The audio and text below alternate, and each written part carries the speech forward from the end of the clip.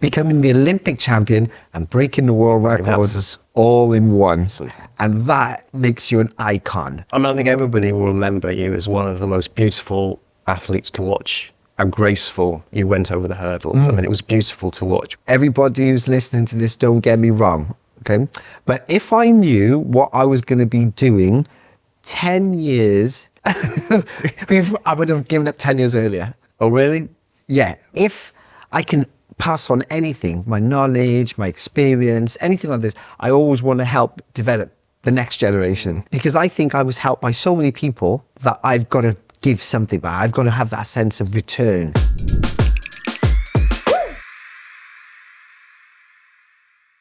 Hello, welcome to another episode of the PUMA Go Wild podcast. As you've probably realised, I'm not Colin Jackson. I'm Jonathan Edwards. I still a world record in the triple jump. I'm sitting in the hot seat today because next to me is the man who normally hosts this, Colin Jackson. Welcome to your show. Oh, this is just a lovely occasion. It is a lovely occasion. We've known each other, well, 40 years? Yeah, close to. First games together was Seoul in 1988. But before we start talking about your career, let's talk about hosting this wild podcast. Yeah. Because you've had some incredible people sitting in the seat that you're sitting in, from Charles Leclerc to Usain Bolt and many others, and speaking to these great athletes from so many different spheres. Perhaps a commonality. We'll talk about the successful people, what brings them together, what's the core of them. What would you say? Yeah, that's a great question. I think, first of all, is their personalities. Okay. I absolutely adore everybody's personalities. They generally have a fun side of them, which I think is nice to see. Because sometimes people get wrapped up in the fact that, you know, you're a sportsman, you're just focused on your game, and they sometimes forget that we are human, you know, we have these human traits, but just have the ability to perform well in the sport as well. So it's getting that real sense of a thread of them being human in that sense. They're all quite, I use the word, they have real dignity in what they do. They're assured of who they are, and I don't think you should be ashamed of who you are and what you do and what you've achieved. But sometimes I think you can feel that little bit of imposter syndrome where you go, oh, I'm kind of not quite, I shouldn't be doing this. But I'm like, who you? Be out there. Well, look, you all start from nothing and you all start not knowing how good you're going to be. And I guess that's what it's hard to escape completely, whatever you do. Now, you were very good when you were young. You were a bit of a superstar. You know, there's a contrast between us, as we discussed. So what was it like growing up knowing you had this remarkable talent? Well, when did you discover it? But it was apparent at an early stage. Yeah, I think I was kind of lucky in that sense. Because, you know, sport for me was always in my life. And so I was a cricketer initially before I did anything else. And cricket was my first love. So I always loved cricket. And that was at school? That was at school? At school, I played for the county. Et cetera, et cetera. I always realised quite quickly in that career that there are lots of stuff you relied on a team, and like I was quite dedicated to my sport. And if I had a good night's sleep and the rest of the team were out partying, like the success was never going to happen. Yeah. So I hated that bit of team sport when you relied on others to be successful. So I always wanted to be in a sport where I relied on myself. You're only 10 though at the time. I was 9, so going on 9. So you had that. So I had that already. Steeliness. Yeah, already. Wow. Yeah, because I could see that this is not going to work for me in that sense. And then when I got left out of a couple of teams, because what I felt was kind of a racist thing more than actual my talent, then I definitely was just like, you can forget this. I'm not interested in this. So let me go to a sport where it's down to me. Yeah. And then I found athletics was great role models, people who looked like me, running like me, you know, in that sense, who were achieving and being celebrated. So I mean, athletics is remarkable. Huge. Cricket's incredibly diverse as well, isn't it? Yeah. Maybe not in Wales. Yeah, but this is where you've got to remember I was brought up in Wales in that sense. And back in those days, there wasn't so many people from ethnic minorities moving around. So it was quite unusual still, you know. Now it's a very different picture, completely different picture. And so, and it'd be interesting because maybe now I'd have played cricket, you know, because of that. Yeah, who knows? But athletics found me. So I was... And that's it. And one of our contemporaries, I remember, I think it was a guy called Roger Black, actually, who said, it's not so much that you find an event, but an event finds you. So how did you find your love, your passion, your kind of resonance with hurdling? Okay, this is an odd one. Because I wanted to be a decathlete because I was, reasonably good at everything, right, in athletics. But there was one event that found me out. Can you think of what event that really... 1,500 meters. No, I know you're good. Capable of that? Yeah. I know it's not the javelin because there's a javelin story that I want to tell. Okay, yeah. I've just remembered it. Okay. Pole vault? Pole vault. I got to hold the pole and I went running in and I realized, no, I can't bend this thing. I'm definitely not going to go over anything higher than this. So it was already quite a world-class group. I mean, he coached a guy in history called John Akimbo, who was the very first 400-meter hurdler to go under 48 seconds. And he did that at the Munich Olympic Games. And Malcolm was his coach in Uganda. So I was already in very good hands, both technically and the ability, somebody who'd been through the process of working with Olympic champions, etc., etc. So I used to listen to him when I was young. Hard to believe that, Jay, isn't it? Yeah. But I actually used to listen to him. And he said to me, nah, this ain't for you, mate, this decathlon business. So you got a little bit of a choice here. You can do hurdles or you can do long jump. And not sprints, because obviously you went on to become an incredible... We'll talk about your intervals, but you were very fast. Maybe not as apparent then. No, it wasn't, because I wanted to play. And my auntie always used to say, you just play for a living, you don't do anything serious. And so I went to the World Junior Championships, I was selected from the World Junior Championships for Britain at 19 to do both. Long jump, long jump and to hurdle. But I got injured just about 3 or 4 weeks before the World Junior Championships. And the schedule wasn't looking good because the long jump was right at the beginning of the championships. Hurdles was right at the end. So they took me out the team for the long jump and they said, let's leave it at one event. The one event was highs. Of course, I win the World Junior title, set the records and blah, blah, blah. And literally went home and coach looked at me and he said, you're not long jumping again. You just got to stick to the high hurdles. And I go, oh, all right then, yeah, I'll just do this. I think everybody will remember you as one of the most beautiful athletes to watch. Well, and that's, that was, yes, you were Ken world record holder, world champion. But what we remember about you was how graceful you went over the hurdles. I mean, it was beautiful to watch. Was that something you always had? Was that you out the box hurdling like that? How much did Malcolm create that? Okay, I would go, of course, it was God's giving, right? But it took a lot of work. It did take a lot of work. And it took a lot of work in many fields. Like yourself, I mean, I'm quite small for a high hurdler. I was just at 1.79 meters, actually. And that was really unusual in those days. Everyone else was like, 186, 190, etc., etc. So I was really quite small. And so I had to work on my technique to get over the hurdles, basically, because I was tiny. So the first thing I did was work on flexibility. So I made sure I had good range of movement. And I'm really pleased I worked on that because even today, I keep my flexibility. I've got very good range. So I lifted well. And then having the coach that was somebody who drilled, well, I want to use the word perfection in you. So every single thing you did was about you getting better and better and better. But he wouldn't overburden you with information. So sometimes if you didn't need it, he wouldn't explain anything to you. He'd literally talk about his cars or something like that. And you're thinking to yourself, didn't I just go over this hurdle? And you're supposed to give me an input. You're my coach, give me something. And I did question him once and he just told me, if I've got something to tell you, I'll tell you. Right.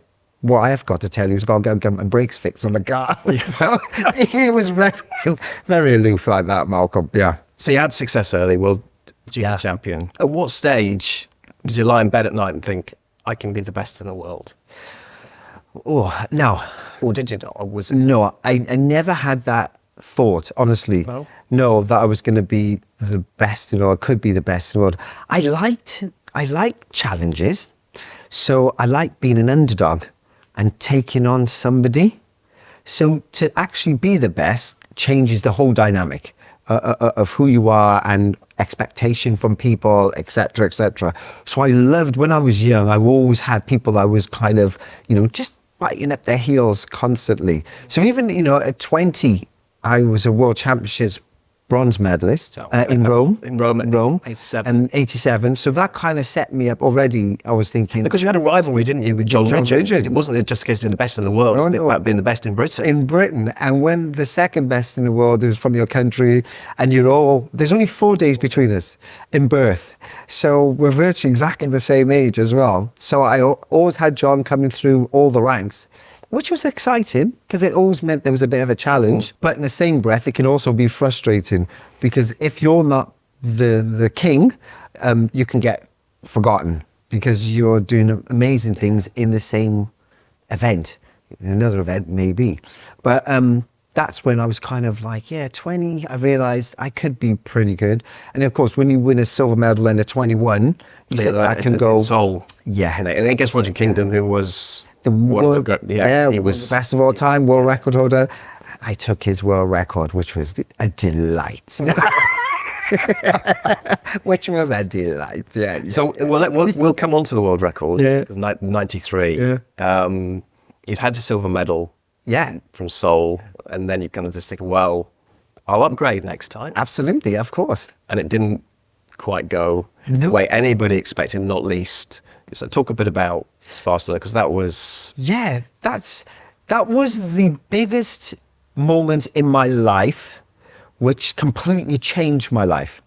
Up until then, it was about success, achievement, patting on the back. You're amazing, you're amazing, you're amazing. And bizarrely, when you're so young and achieving, you kind of believe it. And you just let yourself go off track just a little bit.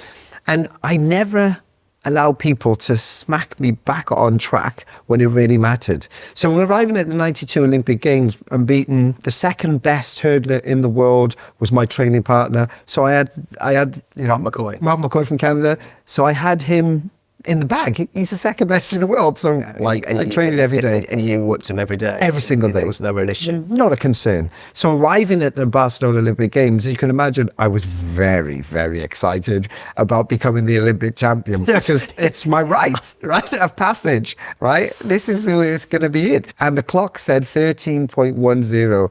And inside, I started to smile. I was like, yeah.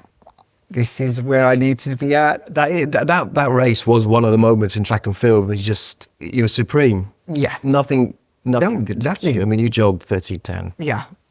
And at that stage I went, well, I'm going to do it. What I've always dreamt of doing, which was becoming the Olympic champion and breaking the world records all in one. And that makes you an icon.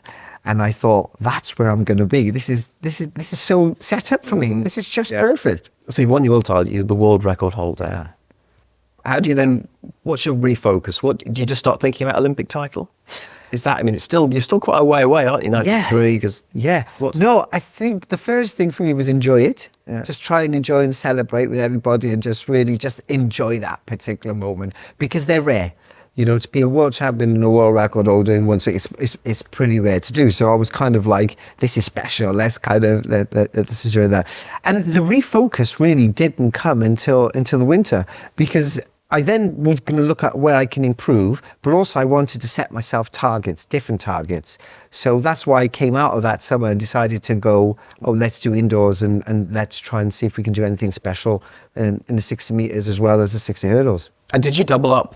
And win both? Did you in 94? 94, yeah. I doubled up in Paris and set a championship record in the 60 flat and in the 60 hurdles, which had never been done before because the hurdler had never kind of taken on the best sprinters in Europe. So there's this little old kid from Cardiff who was bouncing around, doing a very little speed work to warm up. And I remember when I was warming up for the 60, people were going like, you don't do anything fast before you race. I was like, I do lots of fast stuff, It's small, but it's important. Little turnover stuff, etc., etc.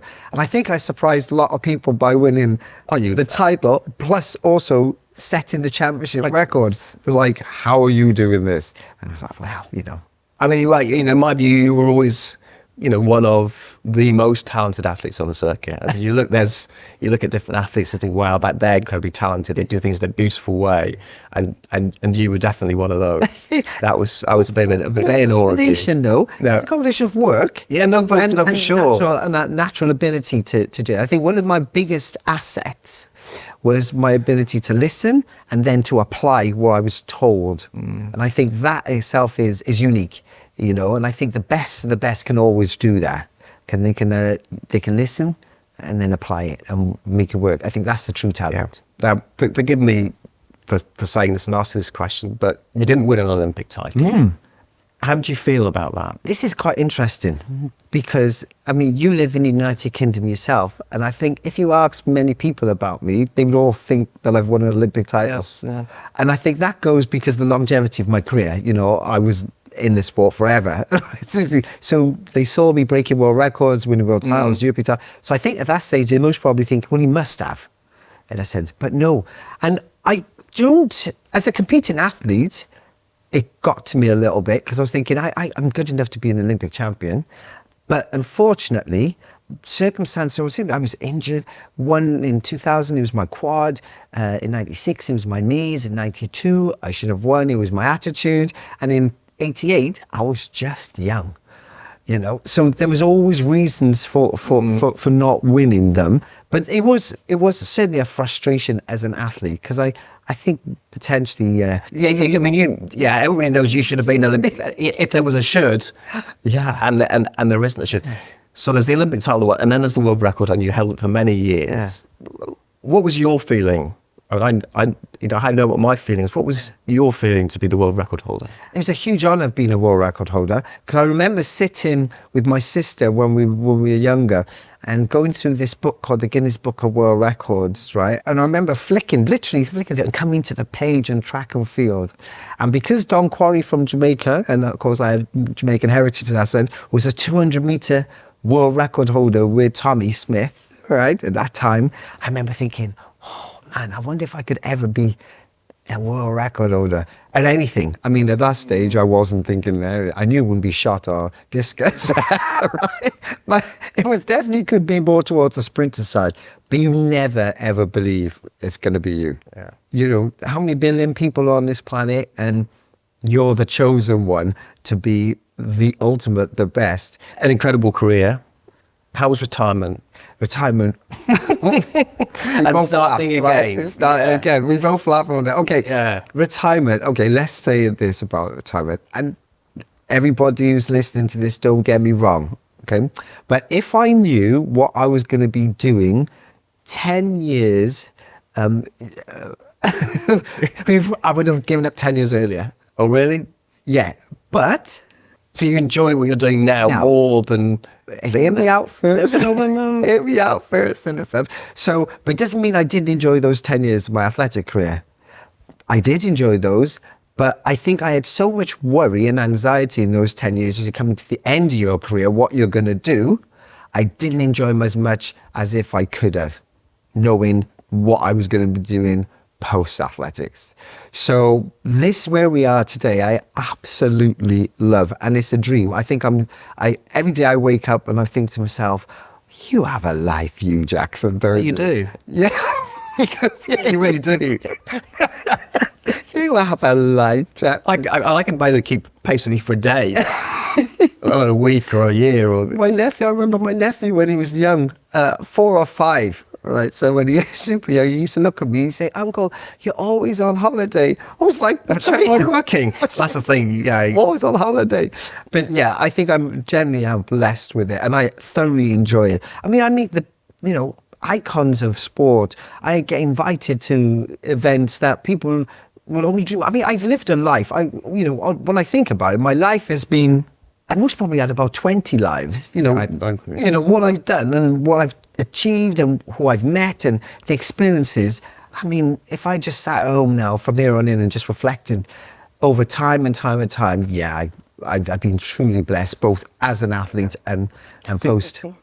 You've had 20 lives. What do you think the core Colin Jackson is? I think you're happy-go-lucky. You're always in the centre of everything. Everybody loves you. How do you see Colin Jackson? I see myself as somebody who enjoys living. And I think for me, I would always want to say that if I can pass on anything, my knowledge, my experience, anything like this, I always want to help develop the next generation to work out and be the best version of themselves as well. Because I think I was helped by so many people along the way that I've got to give something back. I've got to have that sense of return. And so if it's just by being happy and jolly, joyful, and that resonates with people and it just makes them have a smile when they see me, then I think that's a great thing to have. And I hesitate to ask this, but what about your wild side? It's like, you know, there's always your discretion advised at this point. There's always going to be a wild side of me in that sense. And I think because I'm quite playful constantly. Oh, yeah. Yeah, constantly. Yes. Yeah, I think that is one of the things that would, sometimes my sister looks at me and go, are you ever going to grow up? And I'll be going, yeah, you know. You're not going to grow up. I'm not going to grow up. You know, I'm not. That's just not going to happen. Yeah. I mean, I remember one time, one of our good friends, Daley Thompson, you know, icon from our era, and that says, well, prior to Australia, he was really the godfather of British athletics. He lent me his car once. We were training in Loughborough, and he lent me his car, and his car at the time was a Porsche 911. And he lent me his car just to go into town and to go, you know where I'm going, you know, I crashed his car, right? I limped the car back to the track, kind of parked it up. Stanley came out, he looked at the car, he looked at me, and he went, are you all right? And I was like, yeah, because I mean, he didn't really go bananas over the fact that I just wrecked his Porsche car. So I then said to him, I'm sorry. I mean, what else can you say? He went, oh, don't worry, I'll just take it back to the showroom. I was like, well, you're so cool about it. He went, yes, their car, it's not mine. That's it. So I was like, oh, okay, I don't feel so bad. I just remember why I did remember a little while ago. Yeah. When maybe wildness goes to slight madness. Yeah. Who did you challenge to a javelin? Was it in Tallahassee? Yeah, okay. Before the Olympics? Obviously, you were good, decent. This was, tell a story. Yeah, okay. So this is Tessa Sanderson, the Olympic champion for javelin. Yep. And I was watching her training and I looked at her, I thought, I can throw further than you. Right? Now, this is the Olympic champion we're talking about. I was talking about arrogance for a little while ago. Kind of, right? And I was like, yeah, I can throw further than you. And she was like, you can't. So I said to her, okay, tomorrow we'll have the challenge. Was it in Tallahassee? It was in Tallahassee, so it was prior to the Olympic Games in 96. Yeah, just prior to the Olympic Games. Just prior to, we're on a training camp. Yeah. Having pulled your oblique muscle in 92, let's throw the javelin. I had bad knees then, so I wasn't concerned about it running that sense. But let's have some fun with it. And I said that I can throw over 65 meters with your javelin, which is harder. And she looked at me, she went, you got no chance. I said, okay, I'll make it even better for you. I'll do it in 3 attempts. So I only have 3 attempts to go over 65 meters. And she's like, you're on. So, of course, people gathered around, momentum. People are hearing about, oh, Colin's going to throw the javelin. So, yeah, let's do it. So I only have 3 attempts. There's no such thing as warm-up. I just got 3 attempts. So the first time I was literally just finding myself and I just locked out. 33 meters, but I'm literally just not doing anything in that sense. Now, her coach, actually, the coach is Steve Batley, who was our representative there in Mayor's javelin, measured out 65 meters and he stood on the 65 meter line. So everybody's laughing, thinking there's no way Colin's going to do this now. So I thought, okay, this is 10,000 pounds here, so I better do it on the second throw. I can't leave it to chance. So there I was, second attempt, comes in, pulls it back, and I topped the thing. So it fell out about 42 meters. And I was like, oh, here we go. I'm in big trouble. Remember everything about the javelin, Colin. Just remember this thing. So third and final attempt. Here we go. I line up, pull the javelin back, start to run in, plant really great little anchor. And as soon as I released the javelin, I was like, well, that's 72, 73 meters. Sails over the coach's head. And I just turned to Tess and said, I take a check.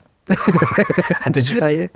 She wanted to pay. She wanted to pay, but you didn't take it. Of course I couldn't take it. I couldn't take the money because I felt like it's unfair because I know you can what I can do. She didn't. So it wasn't a fair bet. So, there's that little cheeky side of me.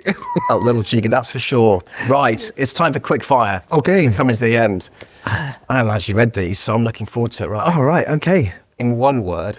In one word, that ain't gonna happen. Fat child. Yeah, good try. Describe how it feels to be the one sitting in the Go Wild hot seats. Fuming. It is temporary. Yeah.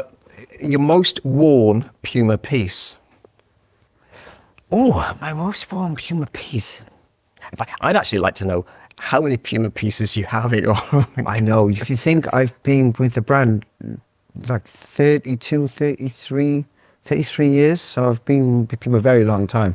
They've been looking at news. I love trainers. I love training shoes. So there'd be, if we go back decades, of course, we're looking at, it would be some of the suedes. Because I like the variety of colours. And I'm somebody who's not afraid to dress in colour while I'm at home.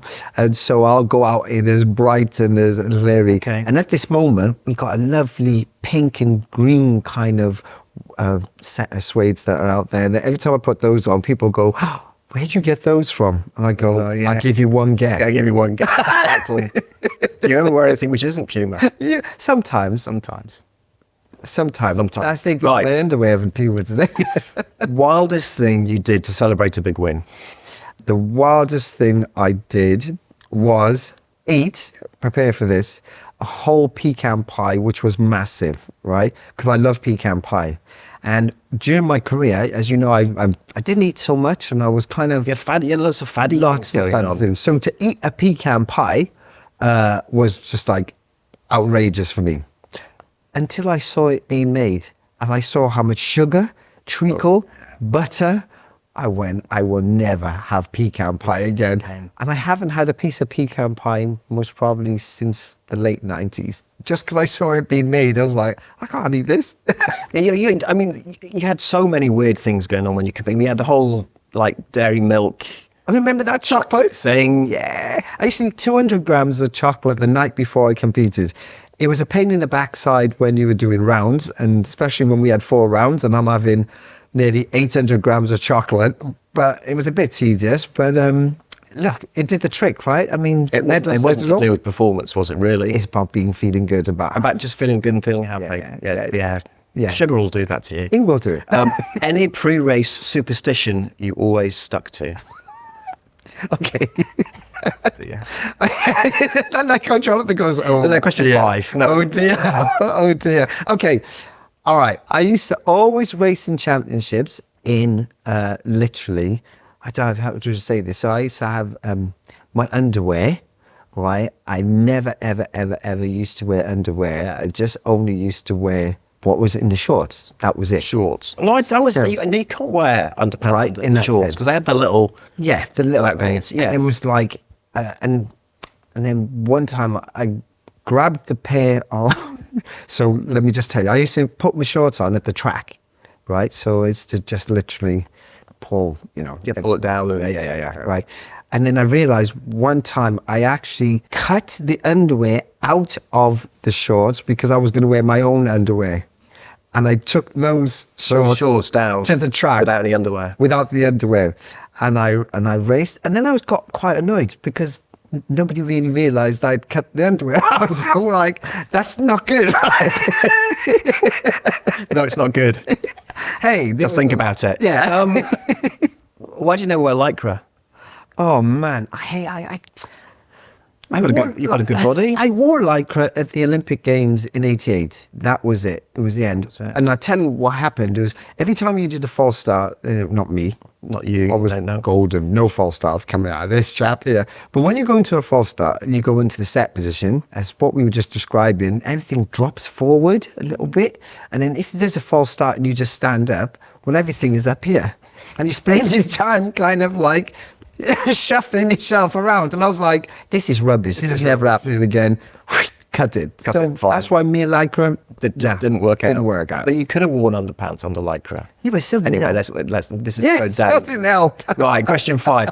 Hardest rival you ever faced on the track? Oh, I think it has to be, there's numerous ones, but I'd say Roger Kingdom, because we ran 2 different races and I was a great starter. And the fact that I always would get out so well, and Roger was an incredible finisher. So it was the fact that I was always anticipating his charge around hurdle 7 and 8. And when you'd feel somebody, when you were out there leading and he was coming too close to you, it was like so frustrating because he'd always just pick me at the post by 300 or 400, you know. And I remember it gave me the greatest pleasure ever to break his world record, because it was like, now you can come and chase me. How physical was it in the race? I mean, I know you've got your own lane, but obviously, you know, people drift across, you've got elbows come out when people jump. I mean, is there contact? I mean, people you didn't want to race next to? Yeah, I mean, Roger was certainly one, because Roger was like 6'4" tall, 6'4" wide. So he took up his lane and my lane. Yeah. So like when you were running against him, because he was a left leg lead and I'm a right leg lead, you come together. And what would happen, because I'd always have a great start, when he was starting to run through, he literally would always give me a nudge. So I would literally just be nudged and thrown forward or so, and it's just the end of your race. So I hated... Yeah, because you needed to run clean, didn't you? I needed to run clean. I was small, I was slight, I needed to be perfect in that way. And it's only when I became number 1 that I could switch the lanes around. So you could just say... And I would say, you are going in lane 3 and I will go in lane 6. And if you don't want lane 3, I'll put you in lane 1. It's great having that power. That's great. That's good power. Where do you keep your medals? I do not keep any of my medals. My mum has my medals. Yeah. And when I asked her the last time where they were in her loft. So simple as that. She doesn't even keep them out. You're big on good food. Wildest thing you've ever eaten?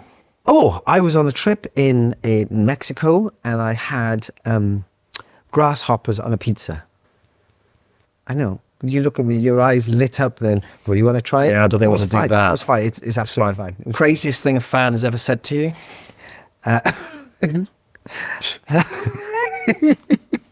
I can't answer that. Fine. I think we know where that's going as well. Have you ever used I'm a world champ to get out of trouble? To get into trouble, for that matter. More likely to get into trouble. No, that's just not my style. I've had people around me going, do you not know he's the world champion? And I'm like, you shut up. But I personally wouldn't use it, no. Can you say go wild in every language you know? No. How about that? Well, that's it. Jackson, it's been a pleasure. Jonathan, my pleasure.